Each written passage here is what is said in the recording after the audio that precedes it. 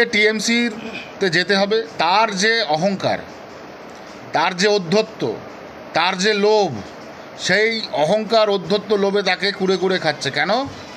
ভাই মন্ত্রী হয়ে গেল, আমি কিছু হতে পারলাম না। স্বাভাবিকভাবেই তাকে মন্ত্রিত্ব পেতে গেলে তো এমএলএ থেকে বিজেপির মন্ত্রী হওয়া যাবে না, তাকে মন্ত্রিত্ব পেতে গেলে টিএমসিতে যেতে হবে। তা টিএমসিতে যাওয়ার তো একটা বাহানা দরকার, আর সেই বাহানাটাই হচ্ছে শান্তনু ঠাকুরের বিরুদ্ধে প্রকাশ্যে বিদ্রোহ ঘোষণা করে বাহানা তৈরি করে আমি টিএমসিতে চলে গেলাম, টিএমসি আমাকে অ্যাডপ্ট করে নিল, টিএমসি আমাকে এমএলএ বানিয়ে দিল, আমি মন্ত্রিত্ব পেয়ে গেলাম, ব্লা ব্লা ব্লা ব্লা ব্লা। সমস্ত কিছু আজকে যেটা বলছে সমস্ত কিছু একটা গুজব। নিজের শুধু অধিকার পাবার জন্যে আজকে এই রাজনীতি করছে সে, এবং টিএমসিতে অফিসিয়ালি জয়েন করেছে, পতাকাটা শুধু ধরতে বাকি, আর সব কিছু কমপ্লিট, দ্যাটস ইট। গতকালকে যখন শুনলাম, আমি দেখছি ওখানে পার্মানেন্টলি এই যে প্রক্রিয়া চলছে এটা ওখানে শিফট হয়ে ওখানে করছে।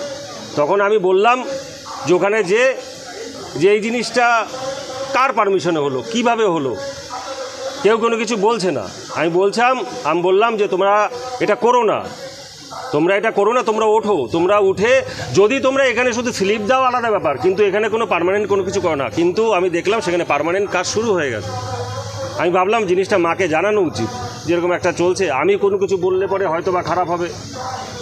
মা দেখি চলে আসলো, মা আসার পরে তারপরে আপনারা শুনলেন মার মুখ দিয়ে যে ঘটনা। কিন্তু এর মাঝখানে শান্তনু আমাকে বলছে, আমি উড়ে এসে জুড়ে বসেছি, আমাকে বলছে আমার কোনো অধিকার নেই মতুয়া মার সঙ্গে, এবং আমাকে থ্রেট করে বলছে এই মন্ত্রিত্বের পাওয়ারে আমাকে থ্রেট করে বলছে তোর টিকিট কে দেয় আমি দেখব। ওর মনে এটা আছে, চোরের মনে বোচকা ওর মনে এটা আছে,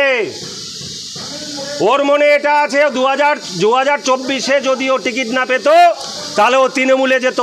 ওর মনে এটা ছিল, কোনো কিছু হলে পরে ও তৃণমূলের দিকে পা বাড়িয়ে রেখেছে। আমার কি, ও রেখেছে, ও আমাকে বলে ভবিষ্যৎ দোষটাও।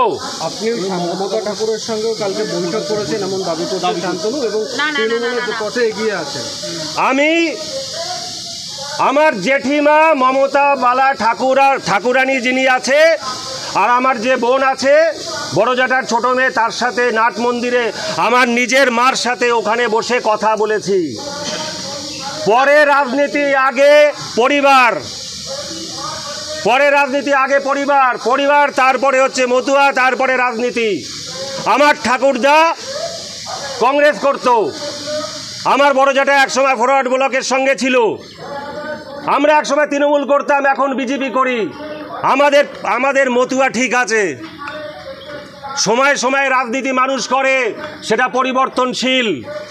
আজকে মমতা বালা ঠাকুরের সাথে, সে আমার জেঠিমা, তার সাথে কথা বলেছি কি করে মতুয়াদের ভালো হয়, কি করে এই জায়গাটা এরকমভাবে একচ্ছত্রভাবে এরকমভাবে আটকে রেখে চাবি দিয়ে নিজের মতন কুক্ষিগত করে না রাখতে পারে, দালালগিরি না চলতে পারে, তার বিরুদ্ধে কথা বলেছি, যাতে সমগ্র মতুয়া সমাজ আসতে পারে।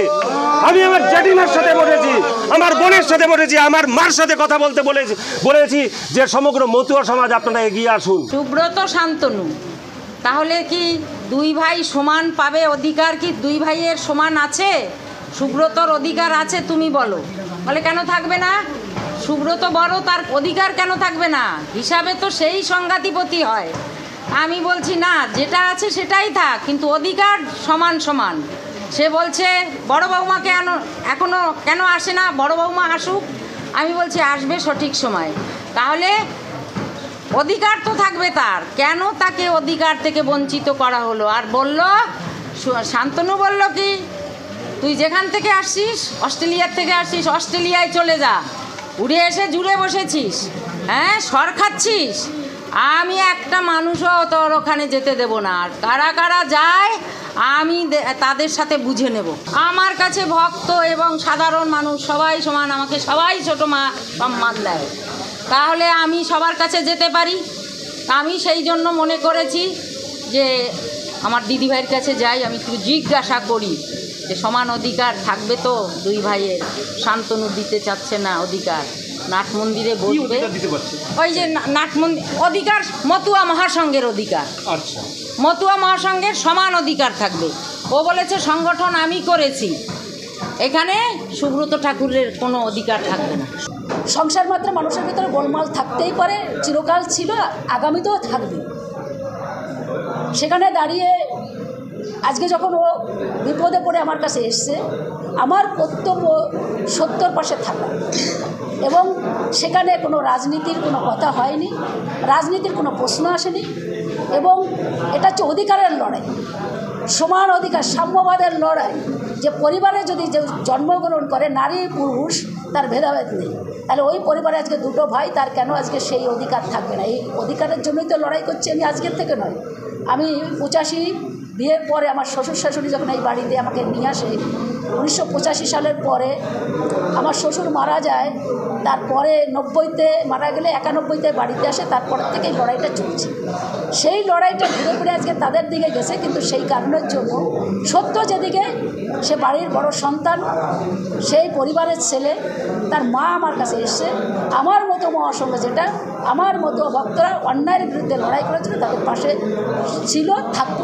কারোর নামে ব্যক্তিগত কোনো কিছু বলছি না। ছবিরানী ঠাকুর যে অধ্যত্ত এবং সুব্রতর যে অধ্যত্ত, এটা তো ঠিক হয় না। ভাইয়ের সঙ্গে আলোচনা করে আমরাই মেটাতে পারতাম। বাইরে আজে বাজে লোকজন তৃণমূলের এসে ঠাকুরবাড়িতে একটা হল্লা করবে, ঠাকুরবাড়ির শান্তি শৃঙ্খলা নষ্ট করবে, এটা আমরা হতে দেব না। আমি যে কারণে বাড়িতে নেই, যাই হোক আমি দূরে আছি, কিন্তু আমি এই বাড়িটা ভিডিও করতে বাধ্য হলাম, কারণ ঠাকুরবাড়ির রক্ষার জন্যে মতুয়ারা রয়েছে, আমরা রয়েছি, আমাদের সঙ্গে আমরা নিজেরা আলোচনা করে সেটা আমরা একটা সমাধানে আসতে পারতাম। আজকে বাইরের থেকে তৃণমূল এসে তার গুন্ডা পান্ডা এসে ঠাকুরবাড়িতে হই হল্লা করবে সুব্রত আর ছবিরানীর নেতৃত্বে, এটা আমি হতে দেব না।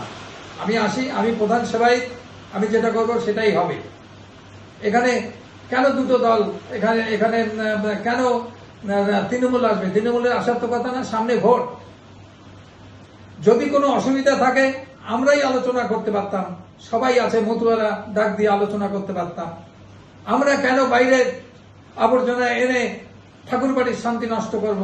এটা কিছুতেই হতে দেব না।